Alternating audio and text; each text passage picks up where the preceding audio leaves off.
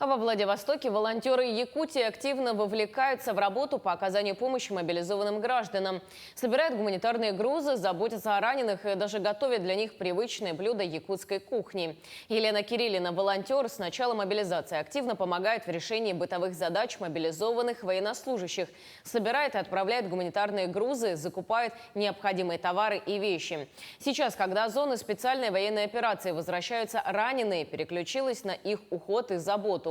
Волонтеры – это незаметные герои сегодняшних дней, которые добровольно и безвозмездно помогают решать большой спектр задач и вопросов. Некоторым нужно просто поговорить, просто поддержать, чтобы он знал, что его не бросили, что он здесь не один.